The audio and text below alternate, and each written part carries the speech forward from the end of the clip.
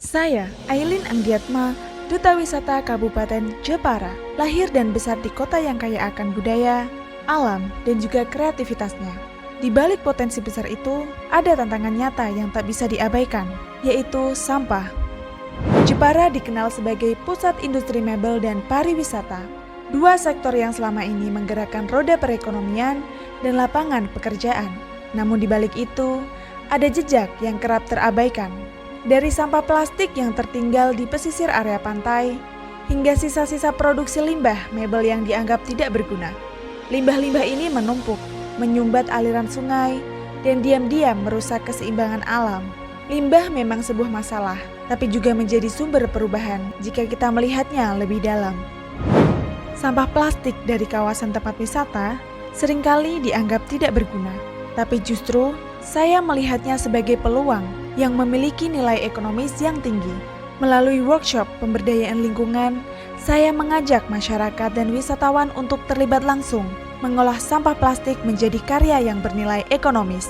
Di Desa Somosari yang kini tengah berkembang wisata-wisata alam seperti villa, pemandangan city light, camping ground, wisata air seperti sungai dan air terjun, warga mengolah sampah dapur dan dedaunan menjadi pupuk cair. Hasil olahan pupuk cair ini digunakan untuk menyuburkan sawah dan tentunya agar mengurangi ketergantungan pada pupuk kimia. Selain lebih hemat, juga lebih sehat. Sementara itu, limbah peternakan seperti kotoran ternak juga bisa dimanfaatkan sebagai pupuk kandang. Cara sederhana ini terbukti mampu menjaga kesuburan tanah sekaligus mengurangi limbah di tingkat rumah tangga. Saya percaya jika kita mau melihat lebih dekat, maka yang dulu dianggap kotor dan tak berguna justru bisa menjadi sumber kehidupan.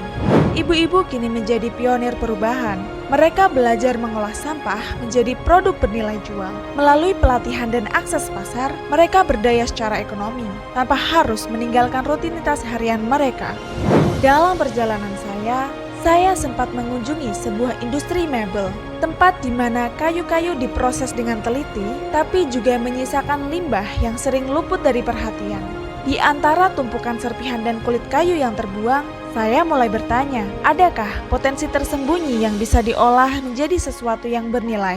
Pertanyaan itu membawa saya ke Omah Petro, sebuah tempat yang menghadirkan jawaban sekaligus harapan. Di sini, sisa kulit pohon mahoni dimanfaatkan sebagai pewarna alami untuk benang tenun. Di tangan para pengrajin, limbah ini diolah menjadi pewarna alami untuk benang tenun. Warna-warna yang dihasilkan lahir dari proses yang ramah lingkungan, sekaligus menjadi bentuk pelestarian tradisi kerajinan lokal yang bernilai. Proses ini melibatkan banyak pihak, para pengrajin, komunitas lokal, hingga pelaku ekonomi kreatif. Bagi saya, inilah bentuk kolaborasi lintas sektor yang memperkuat pesan bahwa pengelolaan limbah bisa menjadi bagian dari narasi besar tentang pelestarian lingkungan. Setelah mengenal potensi dari kulit pohon mahoni sebagai pewarna alami, saya mulai melihat limbah ini tidak hanya sebagai sisa produksi, tapi juga sebagai bagian dari proses kreatif. Bersama komunitas Jaladara Kolektiva, sebuah komunitas yang merespon isu-isu perempuan dan lingkungan dengan medium seni, saya mengeksplorasi cara-cara baru untuk memanfaatkan bahan alami dalam karya seni. Meski hasil akhirnya masih dalam proses, ini adalah langkah awal untuk menunjukkan bahwa limbah pun bisa punya makna. Bukan hanya dibuang, tapi memiliki nilai yang layak untuk dihargai. Tourism Project berdaya melalui limbah wisata, bukan sekedar kampanye belaka. Saya akan membangun gerakan yang berkelanjutan melalui pelatihan dan pendampingan secara rutin. Karena saya percaya, produk ini bukan hanya bernilai edukatif, tapi juga memiliki nilai ekonomis dan berkelanjutan. Namun saya sadar, program ini belum sempurna. Saya masih menghadapi tantangan dalam pemberdayaan SDM dan juga dalam pemanfaatan dan pengelolaan limbah.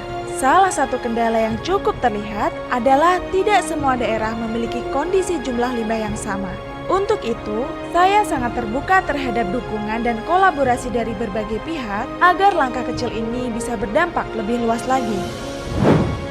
Saya percaya, perubahan tidak membutuhkan panggung yang besar. Cukup dengan satu langkah nyata, satu komunitas yang berdaya. Dari tempat-tempat sederhana, untuk Jepara, untuk masa depan kita bersama.